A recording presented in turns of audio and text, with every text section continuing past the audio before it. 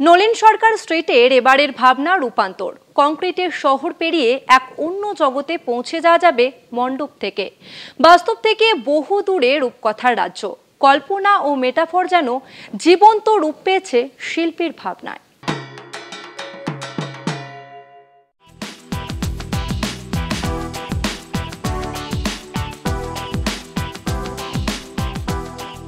এই কংক্রিটের শহর ধীরে ধীরে পরিবর্তিত হয় উৎসবের শহরে।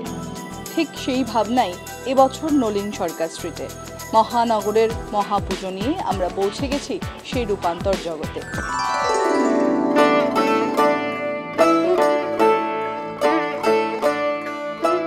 সবথেকে বড় প্রবলেম যেটা আমাদের এখানে, এই 12 ফুট রাস্তা তাকে কেটে কুটে কোনো রকমে 8 ফুটে আনা, কিন্তু আমরা আর পাশে বাড়তে পারছি না, আকাশের দিকে বাড়ছি। এই যে গগনচুম্বী প্রত্যাশা আমাদের, এটাও আমাদেরকে একটু অন্য স্বাদে পরিণত করে দিয়েছে। কিন্তু আমাদের স্বাদ আছে, কিন্তু সাধ্য নেই। এবারে আমরা তো নমস্বর নেই যে আকাশে গেলে পরে আকাশে পৌঁছতে গেলেও পয়সা করি লাগে, যেহেতু নেই আমরা রূপকথার আশ্রয় নিলাম। রূপকথার গল্প কি সত্যি ছোটদের জন্য? এত স্যাটার রয়েছে, এত কিছু রয়েছে ভয়ঙ্করভাবে। আজকে সাত ভাই চম্পার মধ্যে যে ভয়ঙ্কর স্যাটার রয়েছে, আজকে কবির সুমনের যে ব্যঙ্গমা ব্যঙ্গমীকে নিয়ে যে গানটা, ব্যঙ্গ করে ব্যঙ্গমা ব্যঙ্গ করে ব্যঙ্গমী, রূপকথাটার বাইরে এসে করছি একটু পাগলামি, কি ভয়ঙ্কর শব্দ। বা আমরা যখন সুকুমার রায়ের কাছে যাচ্ছি, সুকুমার রায় আদৌ কি শিশু সাহিত্য?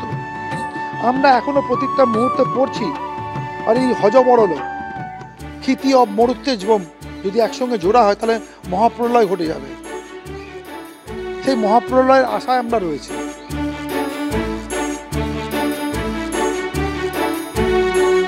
ভাবনার রূপান্তর ঘটে কল্পনার জগতে। আর সেই কল্পনার জগৎ যদি হয় ব্যঙ্গমা ব্যঙ্গমী বা সাত ভাই চম্পার, তা যেন একেবারে বড়বেলা থেকে ঠিক ছোটবেলায় পৌঁছে যাওয়ার একটা যাত্রাপথ। তবে দেবী ষোড়শী থেকে অষ্টাদশী হয়ে ওঠেন এই মণ্ডপে, যেখানে এক অনন্য ভাবনা শিল্পী ফুটিয়ে তুলছেন তার প্রতিমার মধ্য দিয়ে।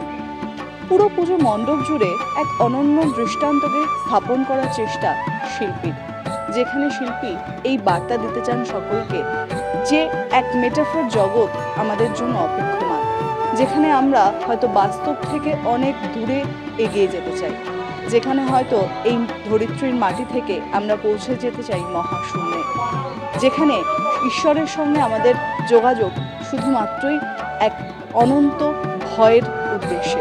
সেই ভয় থেকে তাকে কাছে পাওয়ার যে ইচ্ছা, সেই ইচ্ছা জাগে এই মানব জীবনে। সেই ভাবনাই এখানে কোথাও গিয়ে ফুটিয়ে তুলছেন শিল্পী সনাতন দিন্দা। তার অনন্য ভাবনায় প্রতিমা এখানে এক অনন্য রূপ পেতে চলেছে দর্শকদের জন্য। ক্যামেরায় সুবীর সরকারের সঙ্গে শাশ্বতী রায়, কলকাতা।